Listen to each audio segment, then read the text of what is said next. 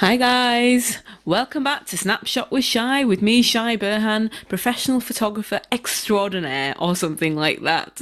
I've had a few weeks off. I've been very busy actually curating an exhibition that I will be launching at the WOW Festival in Bradford, but that's next week's show. I'll be talking to you about that. What I want to talk to you about today is I've actually been on tour. I was thinking about how I've had requests from photographers and people that have an interest in photography to come in and actually guest on the show. So what I've actually been wanting to do is actually escape from the studio, if you will, as of late, and go and see what's actually out there in terms of exhibitions.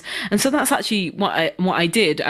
Last week I actually visited Grimsby, the fantastic Grimsby Institute, where I met a fellow photographer, a lovely chap called Stewart Wall. Stewart and I actually met at the Saltaire Arts Trail this year at 2016 in May, and we were both exhibiting artists. Stewart was allocated a house in the village, and I had the Real Junk Food Project photographic exhibition at the Saltaire Canteen at the time, and we met and we got on very well. We kept in touch, and Stewart, he's actually really inspired me. He's actually gone back after 35 years of working as a press photographer. He's actually gone back into education. So ironically, even though he's had this vast experience in the photography industry and the press industry, he's not actually had to gain a qualification because he got into the industry as a very young man. But now he's actually gone back as a mature student, something I admire very, very much, because I did that when I was studying photography. I was 25, 13 years ago now, so do the math. I really admire those people who go back in the sort of later years, because I find that I've been told that in experience, they want to go back, they do it because they want to do it, as opposed to, when you're 18, 19, you're still very much sort of finding your feet.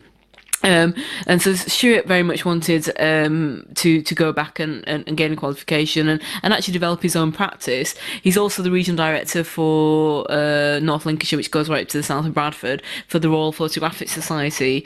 I'm very privileged. He's asked me to talk about the work that I've done thus far, which I will be doing in November. So I'll be talking to you about that later. But last week I actually visited the Grimsby Institute because Stewart helped create a fantastic exhibition by a fellow Royal Photographic Society member, a person who's actually trying to get the fellowship, which Stewart talks a bit about, a lovely chap called Brian McCarthy, and he'll tell you about it himself. I'm going to actually play his interview, but he created a fantastic exhibition called A Shedful of Images, and he basically created New York using sort of blueprints and storyboards. He actually created the sets for New York and then photographed them. It's 15 sets, and it took him 15 months to photograph 15 images.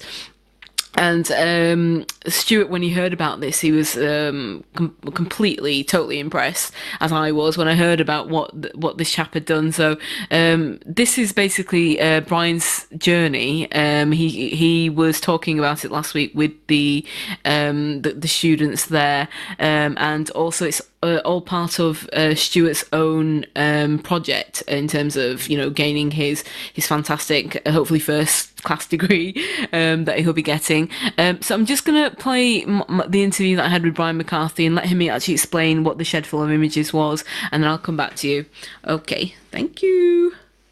So the exhibition started after I'd taken my ARPS panel for the Royal Photographic Society for an assessment day at Nottingham. Yeah. And Stewart Wall, that chap over there, yeah, the student who's here at the college, saw it and thought, this might be a good idea to have at the college an exhibition. So he asked me whether I would bring it, and being a artist stroke photographer, I said, let me think about that for a millisecond. Yes, I'll bring my pictures, because what artists like to do is they like to show their work. Of course. I mean, there's one or two odd artists who don't show their work, but the more people who see your work, they live on air though. Yeah, and you get pats on the back and people like it, so it encourages you to move on. Sure. So that's why I'm here. Yeah. Can I? Where did you get the idea of New York? Why New York? Okay, well, I went easy. Okay. Oh, easy, right? Okay.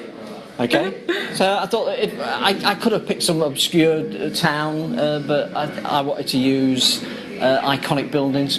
So in the very first shot, we've got the Statue of Liberty. So we're stamped into where we are instantly. Sure. So that's what we have here. Sorry to interrupt, Brian. Is that we have a makeshift apartment, if you will, Manhattan. Are we thinking Manhattan? Well, it's more Brooklyn than... It's Brooklyn. And Brian, would you like to tell our listeners out there how you actually managed to make this and take a photograph of it? Okay. that's tricky, isn't it? Yeah. So I used an action man as the size for my model sets. Yeah. So everything's built around the size of an action man. Now, I made out that the action man himself was actually 6 feet tall. Yeah. So using that, 1 foot equals 1 inch. Right. So if you're going to have a bed, so we've got the guy lying in bed at the minute or just sitting up in bed. Yeah. So the bed had to be at least 7 inches long. Of course. So he fits in. Sure. Okay. Sure. And then I could have, in the background for the New York skyline, just superimposed the picture on the background. Yeah. But what I thought I would try and do with this set of images was do the minimum amount of photoshopping or computer graphics or whatever you want to call it. Right, yeah. So gone old school with this, really. Of course, yeah. So I actually built the background, and it's a real window. The moon. Oh, well, the moon's photoshopped in. That's not the real moon. Oh, okay. So there's little bits and the little handles on the windows, and on the wall, he's actually got a certificate from the Royal Photographic Society. No. He has. It is an LRPS, which is very similar. And if you look very carefully, it's my LRPS or thing. So there's loads of little bits in the photographs, in the 15 images, that are well hidden. So it's a bit like Where's Wally and things like that. So I've hidden a few little funny bits and little bits that maybe people will have a look for. Can we move to one of the exterior shots? Sure. I understood from your talk earlier that basically it took you 15 months. So is it one image per month because you? Well, that's what you would think. Yeah. So, but what I thought was after I'd written the little narrative and the storyboards,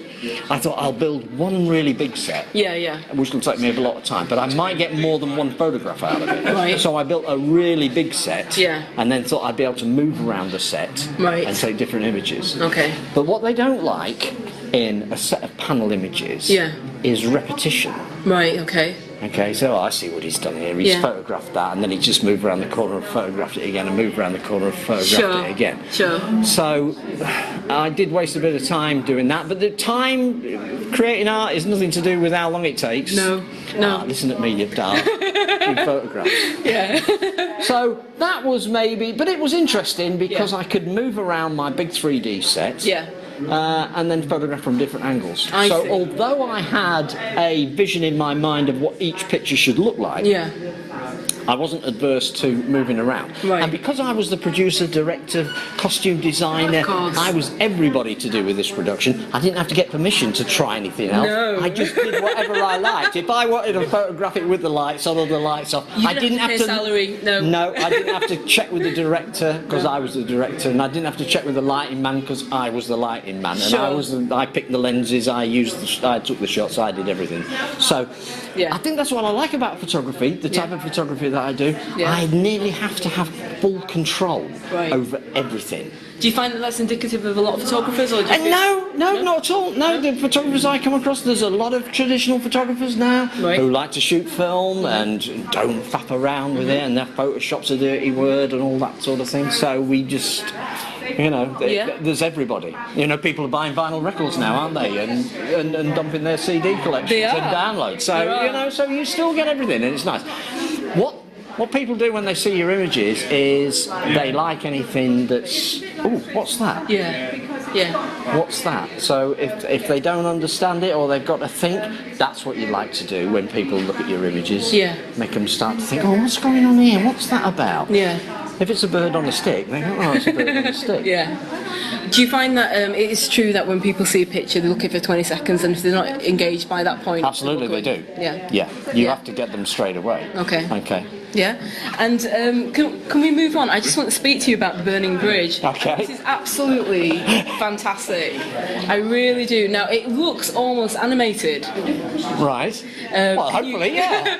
Can you explain to, because obviously we're trying to get people to the exhibition this week as well. Sure. What do you think? How did you do this? Okay, so I had some help with people who I frequent at the camera club. So I've got one guy who really helps me a lot, Brad. I'll give him a mention. Brad. Hi, Brad. He was great. Yeah. And when I mentioned that we were going to have a car chase, so in any good film, especially with the Steve McQueen bullet car from the film, we've got to have a good chase. Yes. So we're going to have a car chase. So I thought, right, we'll have a car chase across the bridge because I can build a bridge in the thing. Yeah. So I needed to build a bridge. Yeah. And so I downloaded the schematics of the Brooklyn Bridge of how it was built You and when it downloaded the schematics? Well, yeah, you can get the original drawings and things. So Wow. just to get so it looks authentic as best I can. Yeah, yeah. And then I made that out of just cardboard and mountboard, what I use, full size, and then overlaid on it the brickwork and the sizes and put stuff in. And then originally I was just going to have a car crash. Yeah. Yeah, the helicopter in the sky, the New York police in the 1950s used a Bell 47 helicopter. So I had to buy a Bell 47 helicopter and then get my son to build it and then paint it up. And of course the Bell helicopter I got had the ordinary land on the ground type of thing, so I had to make some little floaty bits. So he could land in the Hudson River or something like that. Okay, so the police are chasing him, but he's chasing him. He's come round, he's spun round, car's caught a light. Originally, I had the car door shut. I thought, oh, gosh, he gets arrested afterwards. If the car door's shut and the car's on fire, how's he going to get out? So I had to get the door open. Oh, that is really, really, and that's good. And that's the actual car I set alight. And I did the fire tests.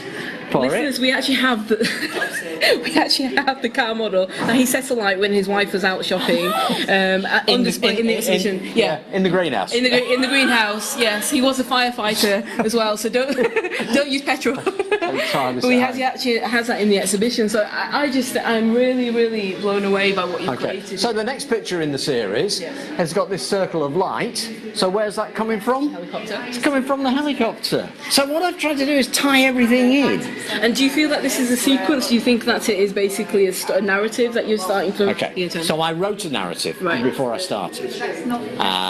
Guy gets up, goes to work, something happens, bit of a car chase, shoots out, goes back home, gets a drink in the bar, goes to bed, end of the day. Okay. So I actually had a narrative. From that narrative I drew a storyboard of 15 little images that I might use, and then I changed that as I went along.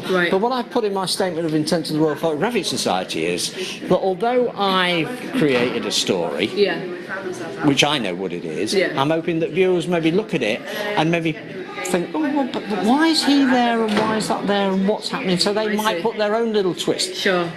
So it's up for interpretation. It's up for interpretation, but I mean some of it's blindingly obvious, shall I say? You know, the guy's got arrested. You know, and then the next minute he's dropping in the river.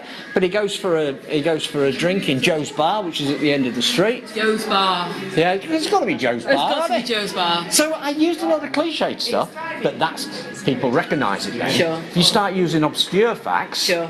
They don't get it. So if you put a Queen soundtrack to something or a Status Quo soundtrack, you're away. If you put some obscure band in that nobody heard of. No. And there you have it. That was Brian McCarthy, the very talented Brian McCarthy, talking about the exhibition that he had put on last week at the Grimsby Institute. I was really, really impressed by the level of detail that had gone into each set. So basically, used the concept of how you have like set making on movie sets, and then created these sort of miniature sets of a narrative of a story based in New York. So from when the man gets up, has breakfast, goes to work, witnesses an accident, crime, that kind of thing, goes to work, comes back, goes to Joe's Bar, all the rest of it. And it was it was so well done, and the colours were so pronounced on the actual photographs themselves. I just want to speak to you now about the fantastically talented, again, Stewart Wall. Stewart, as I was saying earlier, is a mature student, and he's doing the BA in design at Grimsby Institute, and he was the chap that actually approached Brian and said to him, look, I really like what you're doing, and I'd like to feature you as part of the project that I'm doing with my own sort of academic studies. Can you come in and talk about it? And he was very much responsible for the creating of this exhibition. So I just wanted to play an interview that I did with him, for you. So here we go. Currently the regional organiser for the East Midlands region. I see, very impressive. Just south of Bradford, so we almost go up to Bradford. And of course the Royal Photographic Society work very closely with the Bradford Museum of Photography, the National Media Museum. Sure, of course. Brian came along to the RPS about 5 weeks ago. Mm-hmm. He brought his photography for assessment, or advice for an assessment. Right. And he'd shot a panel of photographs of a storyboard for a film sketch. Yeah. Yeah. The photographs were lovely, but it was the backstory that really appealed to me. Yeah. How he'd gone about making the products that he actually photographed. Sure. The buildings, the cars, sure. all to scale, such fine detail. Yeah. I kind of didn't want to do a degree in photography because I'd had such a long session shooting it. Sure. So I then chose to do design. That makes sense, yeah. And as soon as I saw Brian's panel, I just wanted to share that experience with the students here. Excellent. So I approached the Associate Principal, Emma Forrester-Lee, who gave me permission to use the exhibition space. Yeah. It's part of my design studies. Right. We're asked at Grimsby Institute to have a specialism. Right. I don't know if I really want to design bottles. Yeah. I might do, or cartons or whatever. I've done graphic design for many, many years within my own practice. Yeah. So at the moment, my specialism is human interactive design. I see, okay. This is where design changes the world for humans to live in, and how humans react to that design. I see. How it changes their life. So what I'm looking at with this exhibition is how it changes as students approach their own work. Right, okay. So Brian's brought his photography in, that's great. He's brought the models in. Yeah. He's brought all the paperwork, all the mapping, all the planning, everything to do with it. Yeah. He's then explained that to them. Yeah. They've looked at it, they've asked questions. Yeah. And then what we'll do over the next few weeks is have a look at how that's changed their approach to their own work. Ah, okay. So that's what it's all about. Right. The Grimsby Institute are quite interested in watching how a student brings in an external practitioner for an exhibition such as this, to see how all that works, and that will go into their planning maybe, I don't know, I'm only assuming, really guessing, but I would love that to go into their planning for future years. That is very, very impressive. And can you tell our listeners out there, has anybody done this before? Are there any of the students that you're aware of? Well, I've only been here for 18 months. Obviously, every student in the creative practices does what's called a final major project. Right. Which is where they put on an exhibition. It's a joint exhibition. Right. They happen normally in the May, June time. Right. Which is their final exhibition at the end of their 3-year design course, or whatever course they're on, photography, art, or whatever. Right. I don't know of anybody who's actually done one during their course. Right, okay. So possibly, I don't know. I'll be looking to do more.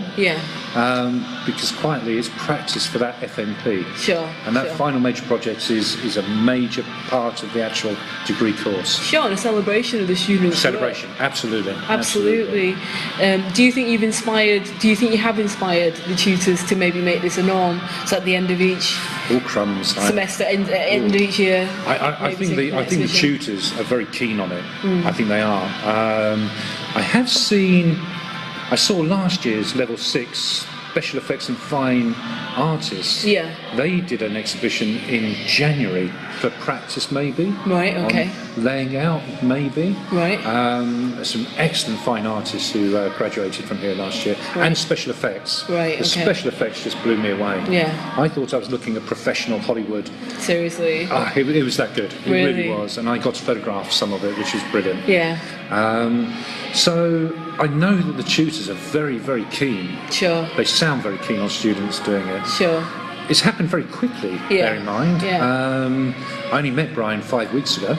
You met him 5 weeks ago? At the RPS, when he turned up. Okay. But I suppose as a past press photographer, I'm quite used to reacting quickly. Sure. Because otherwise the moment's gone. The moment's gone. Yeah. So pulling things together quickly is in my nature, if you like. Yeah. Maybe that's a good way to work. Maybe that's the way it works and that's what they're doing at degree level, certainly here at Grimsby Institute. Yeah. They are looking to give people employability. Sure. They want people to graduate from here with more than a piece of paper. Sure. They want people with a backstory, with a CV, that employers will give them a job. And so, viewers, we will join us in a few minutes. We'll be back with Stewart at the Grimsby Institute talking about the employability and indeed if there are jobs out there in the photography industry. Join us soon. And that was a fantastic Stewart Wall talking about his contribution to the actual exhibition at Grimsby Institute last week. That was A Shedful of Images. I also was keen to get feedback from his fellow classmates, the fellow students on his course as to what they thought of it. And so what we have is 3 young gentlemen, and they will share their ideas and their thoughts about what they think of it and how well it's worked. So here we go. Can you just introduce yourself to our listeners out there? Yeah, I'm Macaulay. Hi. I'm Joe from Photo Joe on Facebook. And I'm Sam. He's not looking for a girlfriend, he is actually. But, what do you guys think about this fantastic exhibition? It's Can we start with you, Macaulay? Yeah. I like it. It's not my style. Yeah. It's. What do you like about it? What do you like? I like the detail he's gone into. I like how he's made everything. What do you think about the concept? Yeah, I like the story behind it. I can understand the story behind it. Yeah. But I don't know. I wouldn't have taken 15 months to do it. Yeah. Yeah. What do you think about the fact that you have a mature student actually creating the exhibition? Does that make a difference, you think, or does that make I don't think anyone has the right to have an exhibition no matter how old you are. Yeah. If your work's good enough, then. Yeah. What is it you're actually wanting to specialise in yourself? Documentary photography. Okay. Real world, not action figure. Well, speaking as one social documentary photographer to another, Stuart and I met in Saltaire at the Arts Festival. We both had an exhibition there, and I can tell you I found his work really, really, really interesting. Oh, he's got some good work. I've met him before. I think it was Lau. Yeah. Photographic Society. Yeah. And he had some great work. Yeah.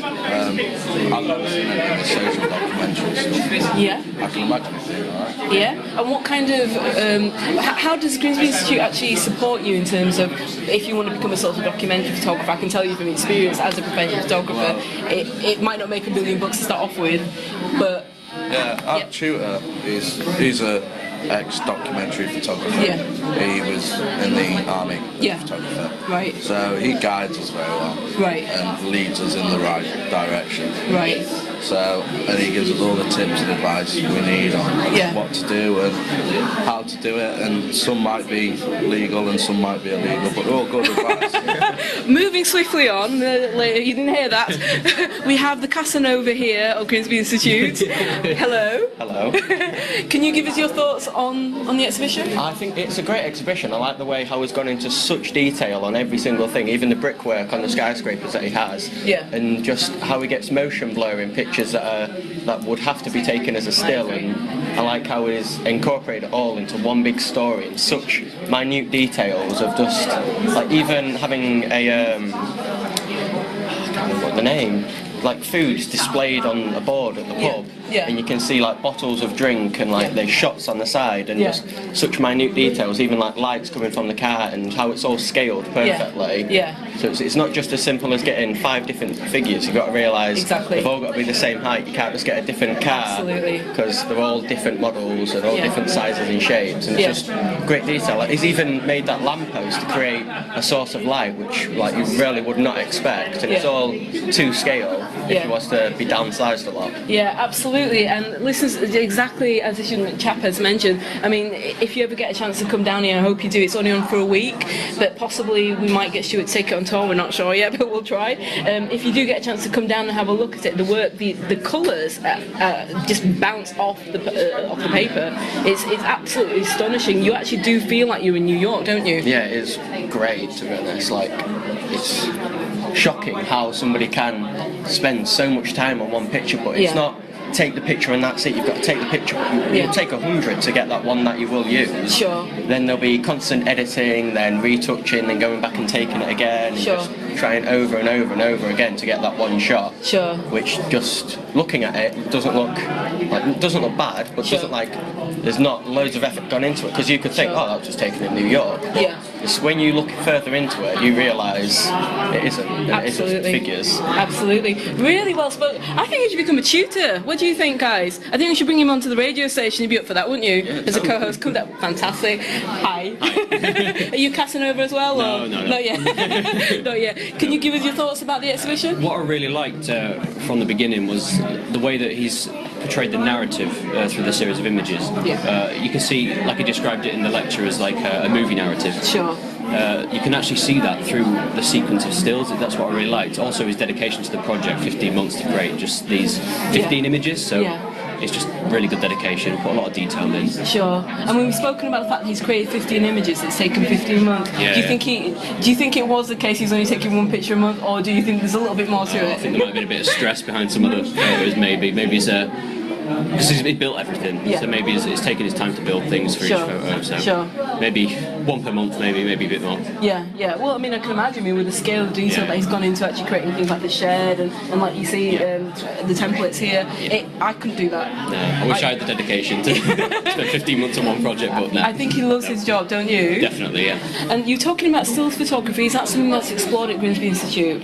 Stills, photography is a great course here. We do everything from documentary, as Macaulay said. I'm studio, I'm a wildlife photographer, so we don't do much on the side of that. Right. But birds on sticks, as he explained it. Yeah. You understand that? I don't take pictures of birds on sticks. I've never done that. Never. Yet. That's what I'm interested in. Yeah. Right. Okay. So you do wildlife, and we were talking earlier with other people in the college about how sadly it's indicative in the north that there is a lack of jobs. There's a lack of jobs. I mean, in Grimsby, I originally come from Bradford, and is it something that you feel that's true today? I mean, I started studying 20 years ago. I'm now 38. I'm still a professional photographer now, but it's not been easy. Do you think it's harder? Definitely. Around the local area, around Grimsby and Cleethorpes, it's definitely difficult to find a full-time job as a photographer, unless you go freelance, that is. But, most people, me and most of us on the course, we're probably going to be moving away to university to study and gain their careers in other areas than here. Sure. We've seen there's more opportunity outside of here in the photographic industry. Sure. So would it be purely photography? Would there would be elements of other design or anything? Or? Personally, I'm just interested in the photography. Right. That's just what I'm personally interested in. Okay. And Macaulay, what about yourself? What do you think about in terms of the employability stakes, certainly in Grimsby and Cleethorpes, in the north in general? Is there still a divide with the south?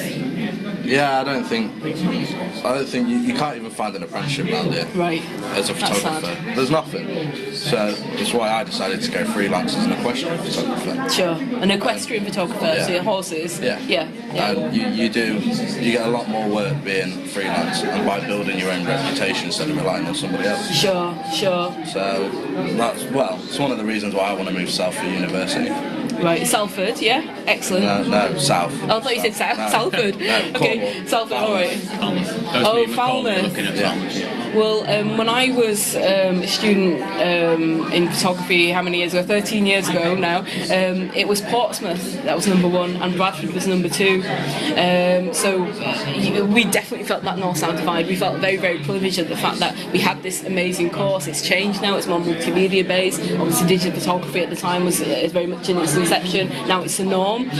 Do you feel that there should be other technological advances that should be given a major shout out that aren't yet?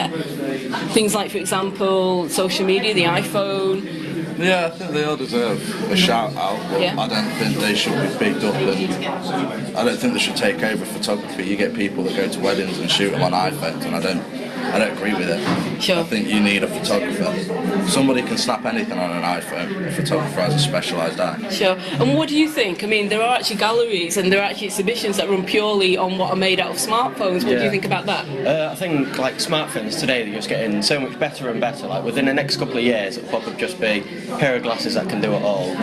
But like technology is advancing constantly, so to be able to simply just use your phone and to go out and take possibly stunning images, or they could just turn out terrible. It's all about how you do it, how you compose it, and how like it's in camera. So like if you want to get recognised, it is really difficult. You've got to. It could just be one picture that's published in a newspaper where that could be your life set because somebody notices it, or it could be you're getting 50 in every year and still nobody notices it. So it's all about like finding the right person, being in the right place at the right time. A lot of the time, I mean, I'm sure you've all studied Henry Cartier Bresson, you know, about the decisive moment. Do you feel that that is still indicative today, or do you think that things have changed technologically so much that it doesn't actually matter? It's just about click, click, click, click. What do you guys think? Ooh, I'm not sure really. Yeah, a lot of it is just, you know, most people nowadays can just buy a camera and they just click and shoot and hope for the best. Well, for you, it's very decisive, isn't it? If it's wildlife. Yeah, all I do is wildlife. All I do, but anyone can get a camera and just click and shoot, hope for the best. It's the technical knowledge that sets you apart from other people that can just pick up any camera in a shop. I would agree with you. There are some people out there still that manage to make a living out of not having a degree. I mean, I've got a qualification in it, as I'm sure that you chaps will. Does it anger you? Does it anger you guys when you feel that somebody's just picking up a camera? Do you feel that they're debasing photography? It doesn't anger me. I just think it puts a bad light on some of the good photographers. Okay. I mean, I've had to re-edit people's wedding photos because they've employed a student that's just started a course and they've gone and taken black images, and I think that is bad for. And they've employed him because of the costs? Cheap. Yeah, free. I think a lot. You're paying a lot for a really good photographer now, and I can understand it because our equipment's expensive. Like the work we do it takes time and skill, and a lot of time to study. So I can understand paying it, but I do think there needs to be a cheaper, better option for people. Right, okay. Which is why I try and provide it. Okay. And what do you think? I mean, do you think in terms of support, and could you do what Stewart does? I mean, he's got an Olympus and he's very happy with that. He takes fantastic pictures with that as well. Do you feel that you would always want the best kit, or could you start off with something at entry level? You could. Anybody can start off. You could start off with just a simple iPhone, but it's all about building your way up. You have to, if you was to go out, take some pictures, you could sell one of your pictures and save up that money that you've sold and maybe get a cheap body, then invest in better lenses and eventually get better like equipment. Then when you normally when you start to invest in better equipment, you generally research behind it, so you'll know more about the composition, how to use your camera. Sure. Thank you. And can we have a final word from you, Sam?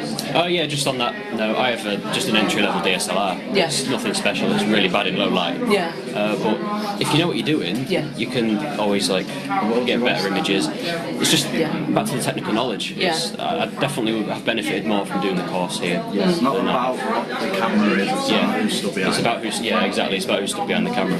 And at the end of the day, do we not all agree it's the difference between that makes us photographers is that we actually see something that the layperson might not. So we can all look at a profile, but we see something in the subtext or the visual, whereas a layperson will say, "Oh right, okay, I'm just going to take that picture," and they don't look at the focus. It has a different eye, and photographers have a sharper eye to see further into things. We make a story from what we see, whereas sometimes.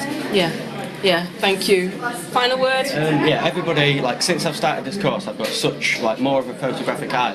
Even just sitting on the bus, I'll be able to, go down the street and notice, oh, that'd been good at the golden hour, towards the evening. And I'd say, oh, well, I'd be able to, define that, whereas most people would just take an image and just maybe play about in Photoshop until it starts to look good. Sure. And there we have it. It was very interesting talking to the fellow students at the Grimsby Institute, and in particular, these three young men were level 3 photography students, as you probably heard them say, and to get their thoughts and their ideas about how the exhibition worked out, but also, what kind of employability, what kind of work there is out there for potential photographers that are looking for paid work. That I found really, really interesting. interesting. It made me sort of think about, what is there in terms of infrastructure, what kind of courses are out there in the academic field that can support students, and indeed, in particular in Stuart's case, mature students, to get out there. I mean, obviously, Stuart's worked as a photographer anyway, but that is not always the case. I mean, certainly when I started doing the photography H&D that I did at Bradford College in 2003, I had no experience whatsoever. They took me on as a mature student based on my life experience, I believe. And it's one of those musings that I think about, I think it's really important that we do have that kind of support network out there to support people, particularly that want to get into the artistic fields. It's not a vocational career as such. It's not, someone wanting to become a builder or, a plumber, something like that. All very, very honest, very respectable careers and paths. It's probably quite niche in itself, but at the same time, it's still such a big market. So I was quite interested to know, seeing as we were there, what the actual institute, what Grimsby Institute offered in terms of support. So we're now going to head over to Jo, and who will tell you a bit about what her role is at the college and how she supports the students there.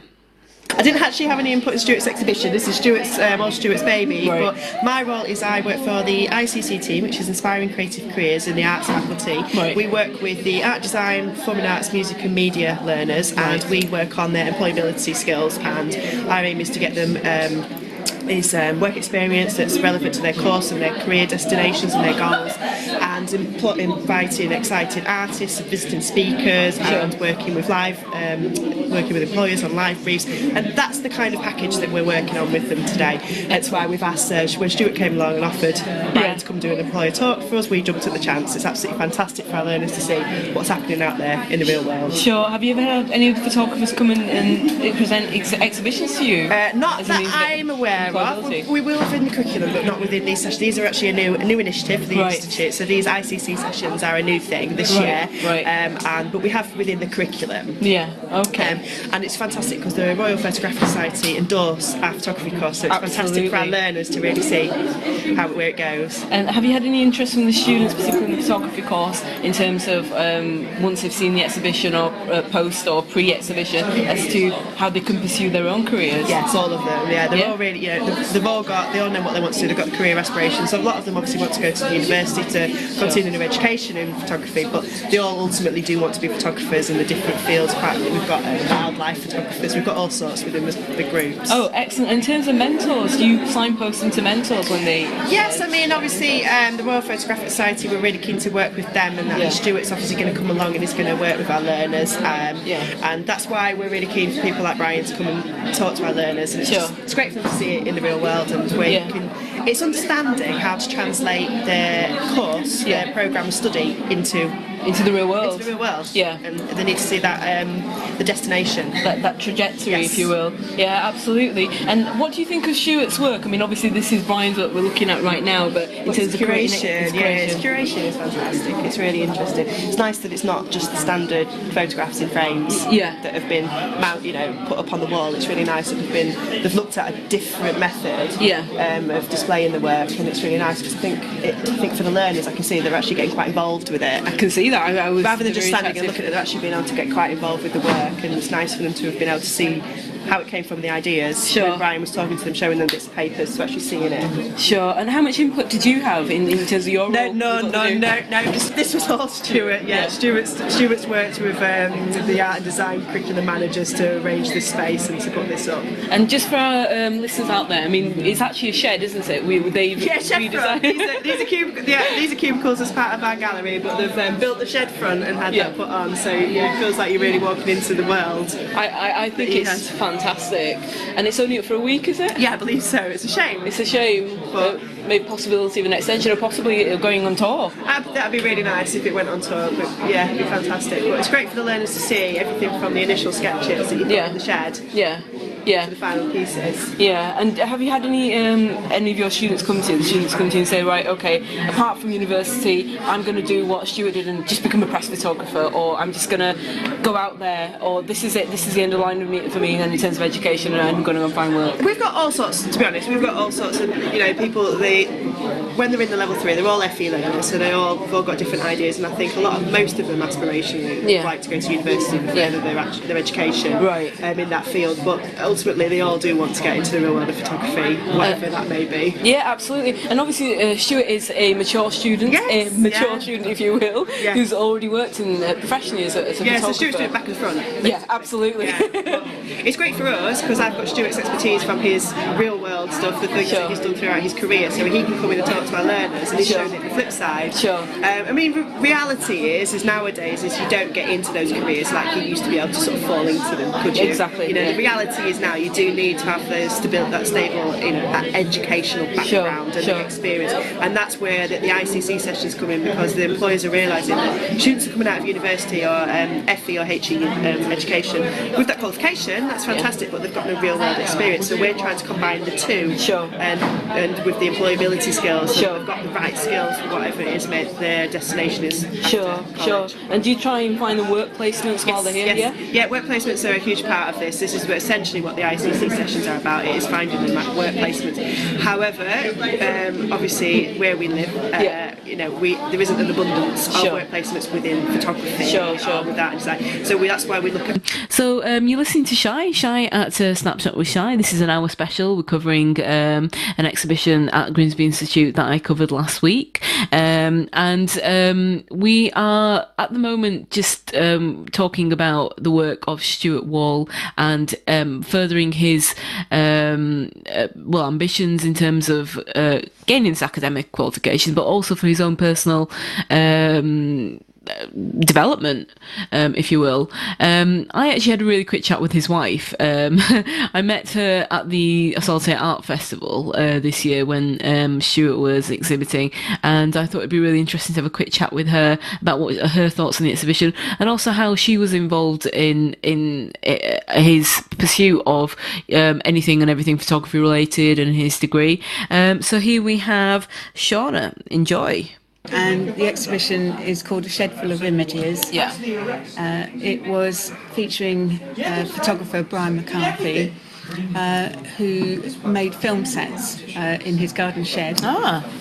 And the film sets depict a story of a New York cop chasing down a villain who has escaped from prison. Right, okay. And what role did you play when Stewart was doing all the curating and pitching? Were you travelling the country, in the length and breadth of the country with him to do his research? Or Yes, actually, we have travelled a long way together and done various. We've interviewed an awful lot of photographers. We've interviewed Daniel Meadows, for example, who lived in a bus in 1973, travelling and recording Britain as it was in 1973. Oh, okay. And that was great. Yeah. He was an inspirational figure. He's one of the most inspirational people I've ever met. Oh, okay. And he was such a gentleman. And we had our daughter with us, who was quite young at the time, and they were very clued into, he and his wife, his lovely wife, they were very clued into the sort of things that a young child would be interested in as well, and they were very welcoming in their home. It was in Monmouth. Oh, okay. But in fact, a lot of photographers have been welcoming. We've been round to visit a Bradford photographer, Tim Smith. Oh yes, and his wife. Well. Yeah, he's brilliant. And his wife is into pottery. And again, we had our young daughter with us. Yeah. And his wife very nicely took Jessica, and she experimented with all sorts of pottery in their kitchen while we were able to interview Tim. Excellent. And was this at the Assaultate Arts Festival this year? No, we literally just went back to their home. It was probably about 2 or 3 years ago. Right, okay. So prior to our meeting, because we met at the Assaultate Arts Festival. Hi guys, and we're back to Snapshot with Shy, and we have Shauna with us. And what we are doing, we're actually at the Grimsby Institute today, and we're talking about the actual exhibition that Stewart Wall, a fantastic photographer, ex-press photographer, who I met at the Saltaire Arts Festival this year, 2016. We met, and he had a great exhibition and work that he'd done as a collective that he presented during the festival. And we're here with his wife, actually, because he's in the middle of doing, is it actually an MA, or is he doing the actual degree? He's doing a BA in design. A BA in design, okay. He'll get a first, won't he? I'd like to hope so, because he does really throw himself into it. He's not a half measures person. Yeah. So, the actual thing he was doing at Saltaire, that involved Park Hill Flats at Sheffield. It did. Yeah. And there were 12 people there, and they produced a book within about 2 weeks. It featured 12 different photographers, all meeting at the same venue, the same landscape, on the same day. Right. And it was just to compare the photographs that they took. Sure. Very different, I imagine, because everybody has different viewpoints. It was amazing. Yeah. Yeah. I remember seeing it. I mean, there was... did you see Nikki Callis's photographs? Yes, I did. Yes, I did, but the amazing thing about Nikki's, it was really quite striking, was everything was... if you thought of one word to describe it, it was like entrapment, because it was like looking at light through enclosed spaces. Right, okay, And you very much had a feeling of being shut in or imprisoned or something like that. It was very dramatic pictures. It kind of reminded me of, I think it's Lucian Freud that does the cages. Yeah. In his, it kind of I remember that, very actually. Very much so, yeah. And what influence does Stewart's work have on yourself? As his partner, is his collaborative artist? We met while a very long time ago, 1983, and he was a photographer and I was a reporter. Right. And that was always the really strong thing between us. The really fascinating thing was to go out and interview people together. Right. So I could totally trust him to take sort of images that I thought would be illustrating what I was interested in. He seemed to have the knack of depending on me to be able to ask the sort of things he was interested in. Sometimes I'd get him to ask some questions while I just caught up on my shorthand note. Sure. But it was a real buzz. That was the real thing that drew us together and still keeps us together. It's the magic ingredient. Oh, excellent. And do you guys still work together? Do you have projects that you work on together even today? Yeah, we interview a lot of different photographers across the country. One of these days we ought to get around to doing a book, and it ought to be something along the lines of 21st century contemporary photographers, because we've interviewed so many. Sure. And it really has been fascinating. And we're very grateful to people who give up their time. It's a bit of a privilege to meet so many people who are willing to talk about their fascinating photography. And that was the lovely Shona, Stewart's wonderful wife, sharing her thoughts about the exhibition and also what it's like to actually be married to an ex-press photographer and her involvement with regards to his own studies. I had to think about, in terms of what kind of options are out there for people that want to pursue photography as a career, particularly for the young people today. By no measure is it easy to get work in an industry which is A, competitive, and B, some people still consider quite niche. I mean, I don't think people go into photography thinking they're going to make $1 million bucks, certainly not straight away. But there must be something in there. There must be something in that person that makes you want to pursue that. There has to be a love. And it was a question that I wanted to ask Stewart as an ex-press photographer of 35 years and also as a veteran of photography and a mature student, as to what his thoughts were with regards to the options out there and the feasibility of finding employment for the young people today in particular.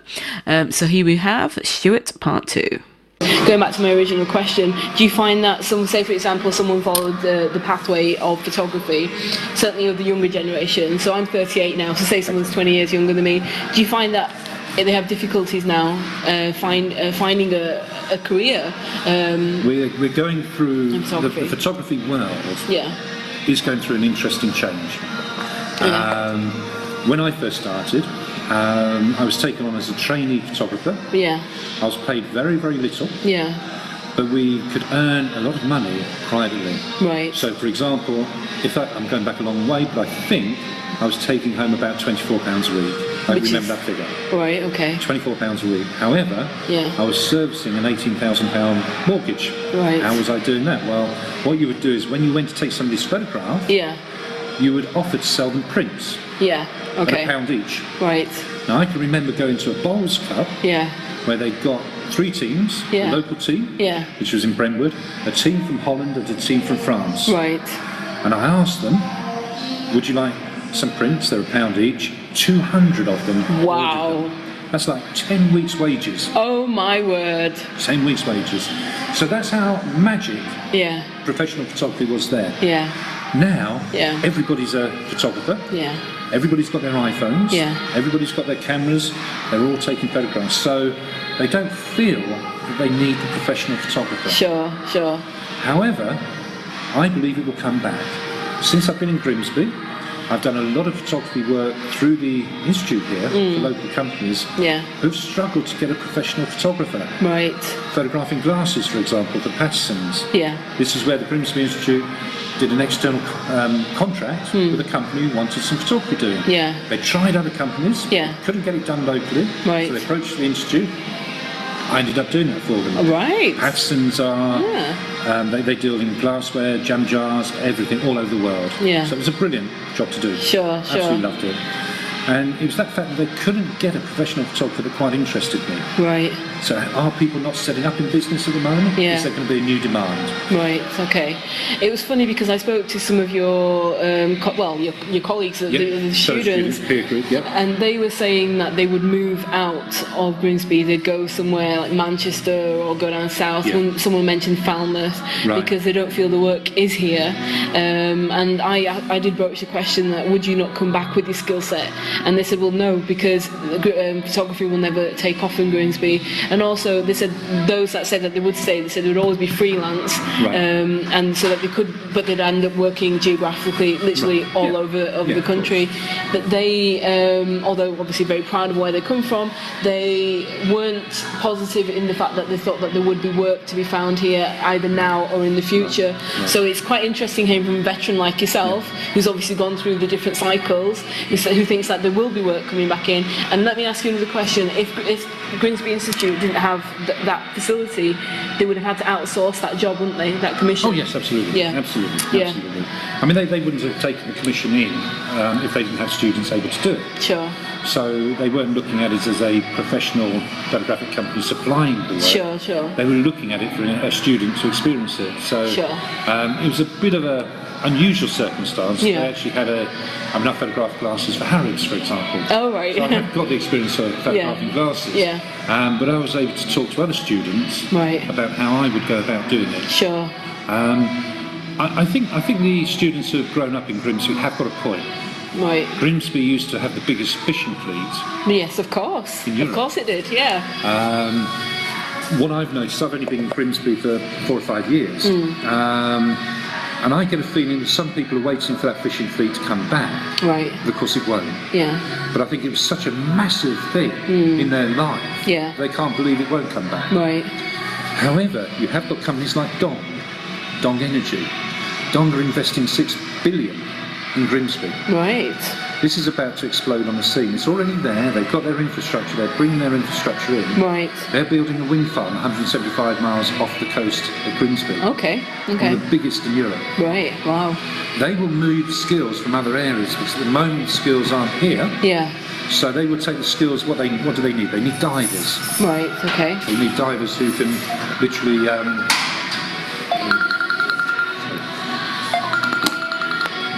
Sorry about that. Sorry. The mobile phone, it never goes We away. are live, people. We are live.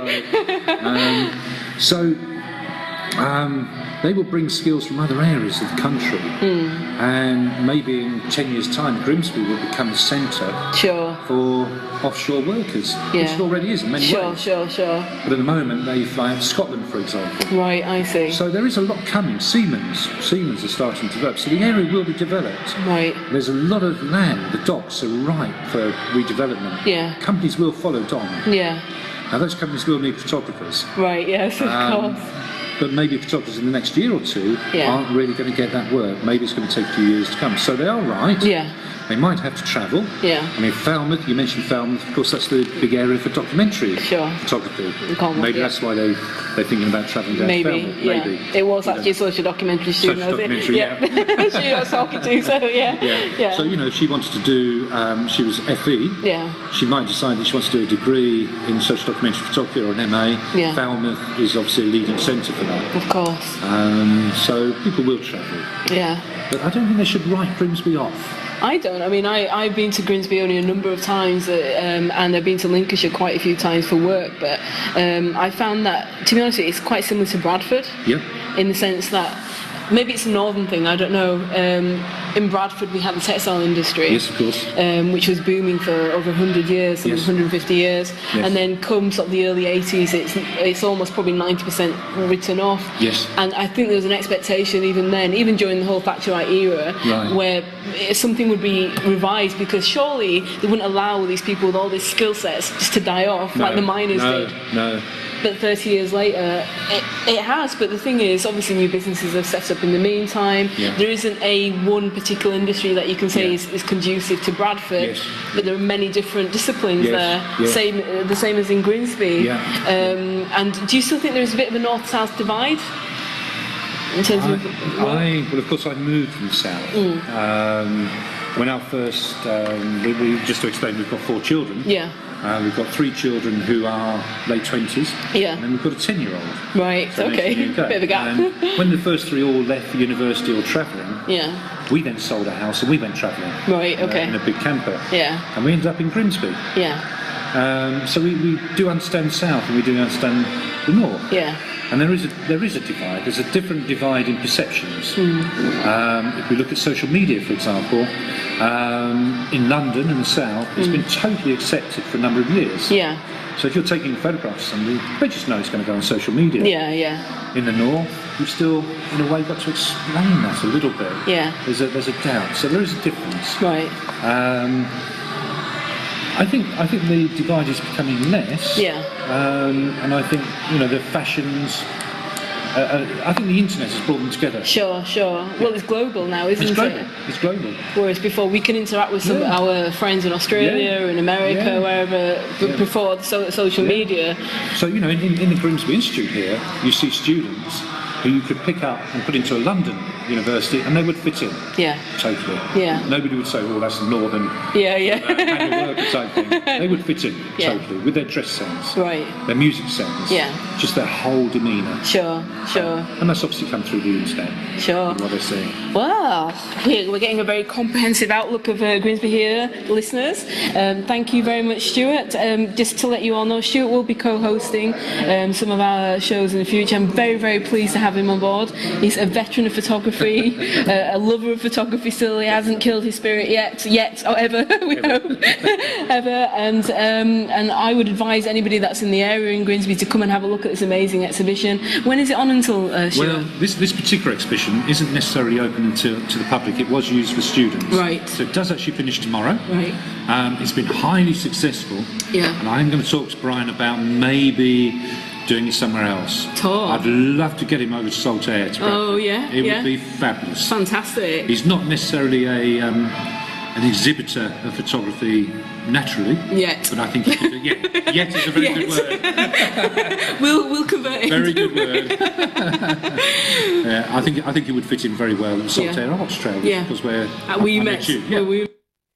Yeah, listening to Snapshot with Shy, and we're almost at the end of our hour-long special about the work of a mature student and ex-press photographer Stewart Wall, and indeed his project with Brian McCarthy, who's a fellow who has fellowship at the Royal Photographic Society, for which Stewart is the director of the North, and an exhibition that launched last week, and we're hoping that it will go on tour. Shedful of Images. Do look out for that.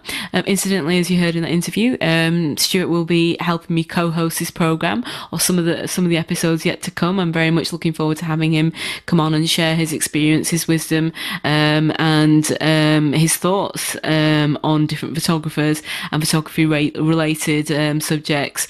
So you've been listening to Snapshot with Shai. I hope you enjoyed the episode, and I look forward to talking to you again. Enjoy.